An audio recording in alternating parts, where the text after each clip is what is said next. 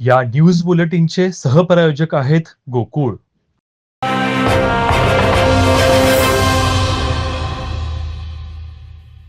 पन्हाळा तालुक्यातील कोडोली येथील ग्रामपंचायतीच्या सरपंचपदी सुनीता बाजीराव केकरे यांची बिनविरोध निवड झाली.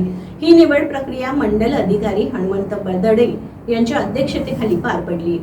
पन्हाळा शाहूवाडी मतदारसंघाच्या राजकारणाचे केंद्रस्थान असलेल्या कोडोली ग्रामपंचायतीवर आमदार डॉक्टर विनय कोरे, गोकुळचे संचालक अमरसिंह पाटील आणि यशवंत शिक्षण प्रसारक मंडळाचे अध्यक्ष डॉक्टर जयंत पाटील या संयुक्त गटांची निर्विवाद सत्ता आहे. सरपंच व उपसरपंच पदाला सामूहिक न्याय देण्याच्या भावनेतून सरपंच उपसरपंच पदावर इच्छुकांना संधी देण्याची प्रथा चालवली आहे.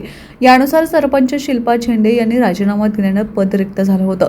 नूतन सरपंचपदी सुनीता बाजीराव केकरे यांची बिनविरोध निवड करण्यात आली.